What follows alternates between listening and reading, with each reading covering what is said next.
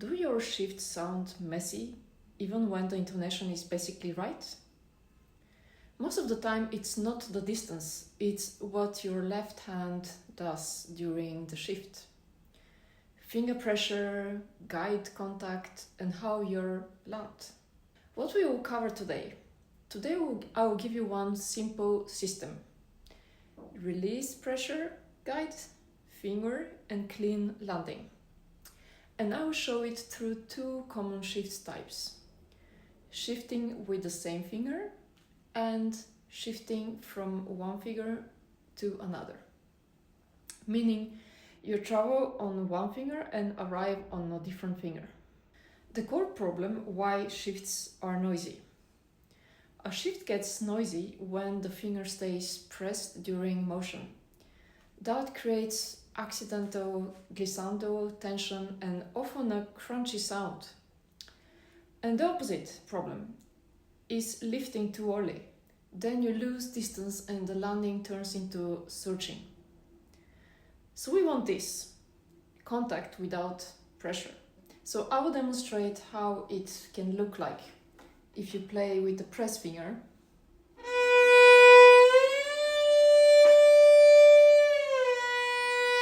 This sounds more like an exercise, which is okay if you really exercise, but if you want to achieve just clear transportation from first to third position, it can sound like this.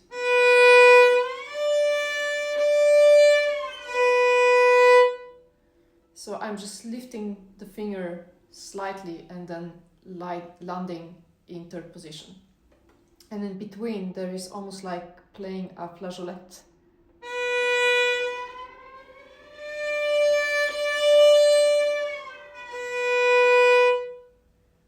And then there is the other, if you lift the finger too early, it will sound like this.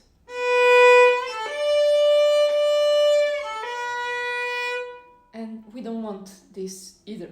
First exercise is on A string from B to D. And here is what you need to do. So first I place the finger normally, and before I move, I release the finger pressure. I'm not longer stopping the string. Then I keep the same finger as a guide finger, touching the string but not pressing. And I travel to the new position. Finally I land cleanly and stabilize the pitch.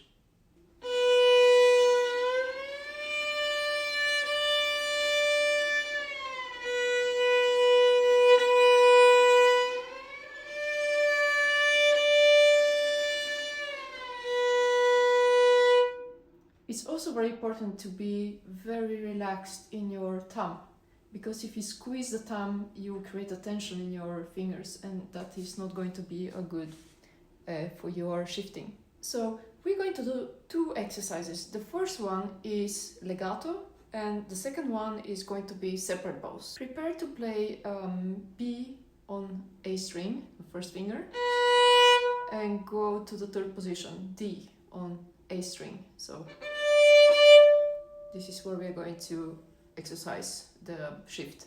So we start with legato.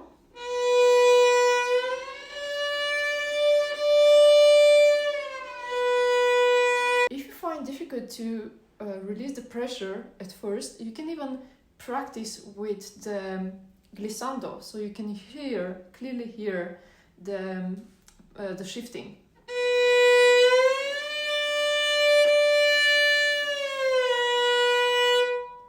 And then you can try to lift it a little bit. Think about playing flageolet.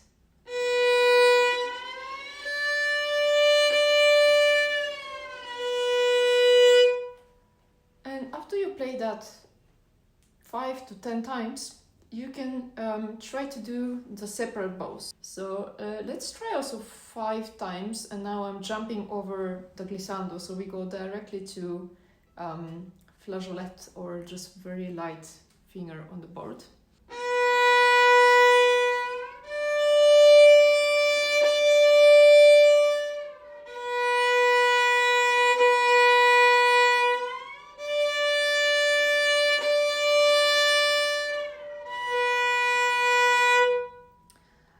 It's in a way also a little bit less difficult because when you change the bow, you can make a small break that it can be almost invisible or not possible to hear, so that you have time to release the finger. So it sounds like here.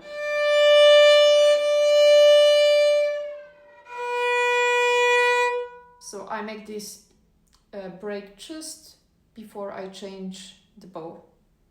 Play this one also 5 to 10 times and listen to the clean shift that you can produce.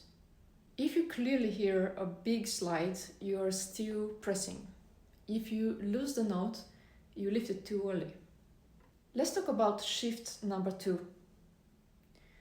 Now the most common real music shift. You travel one finger and arrive on another. This is where people often get late fingers or a messy landing. So we're going to exercise a simple setup. I'm going to start on one finger shift with that finger as the guide and then arrive on a new finger.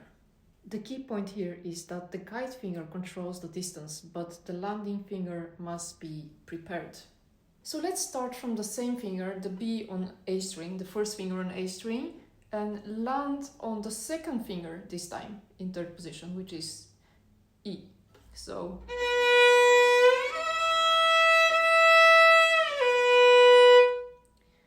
and as before, we can start by the glissando. So we can play that 5 times with glissando.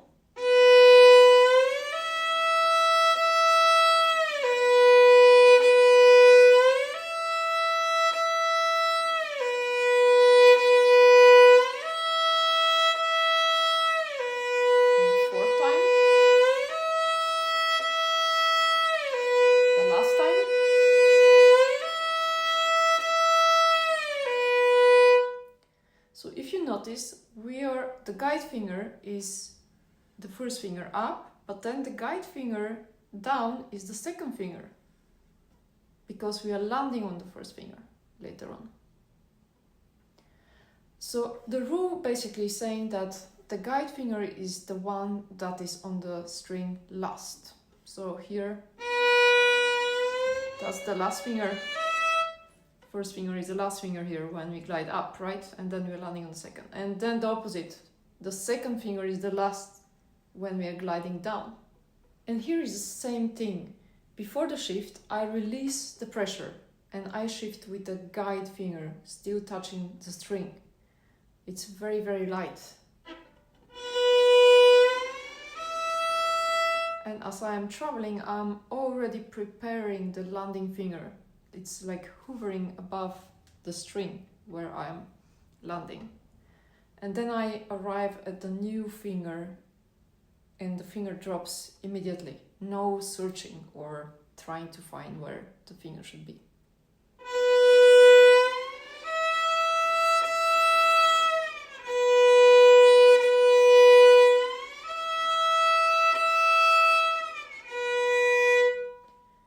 Let's play this one 5 times as well.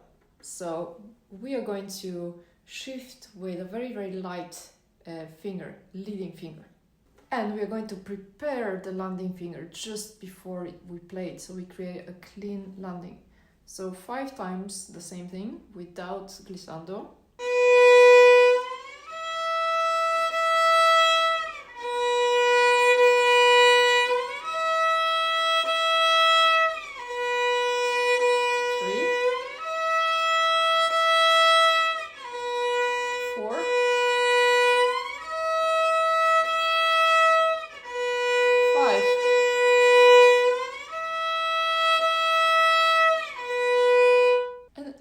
Try the exercise where we play separate bows.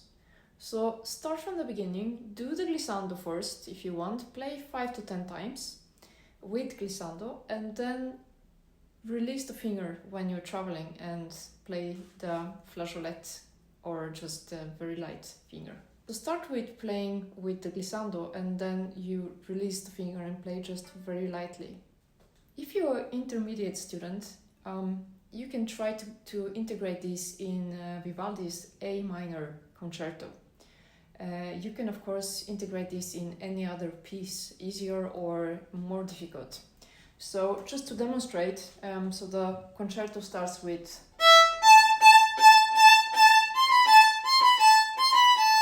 and then we need to slide down here. So it's this slide. So we need to make this shift clean.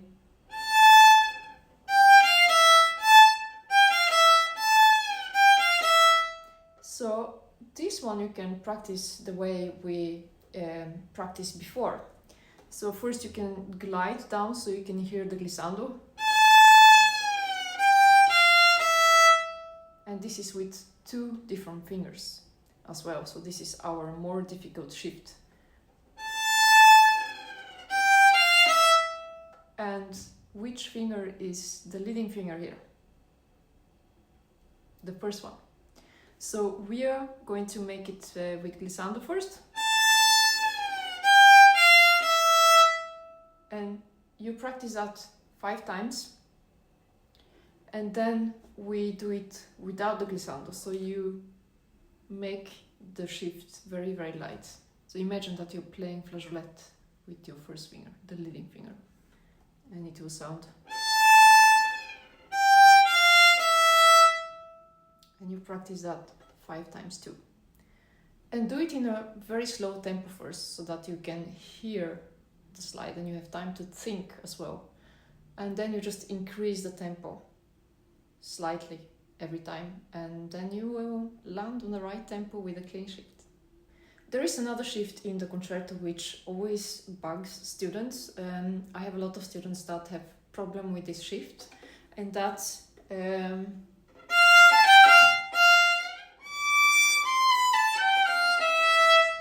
this one usually is with a huge glissando and the students cannot take it away. So practice this shift the same way.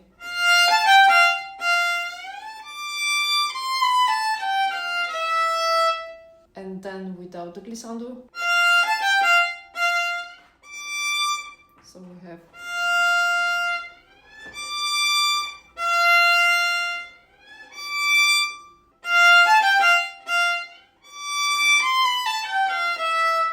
one more important point is that the style influences how audible the shift should be. In classical repertoire, shifts are usually quicker and cleaner, and in romantic repertoire you may allow more connection, but it has to be intentional and the landing still has to be clean. So in the example I played before with Vivaldi, as it's more classical repertoire, you don't want to hear the shift, but of course if you are playing more a romantic piece like Czardas, for example, you may want to hear.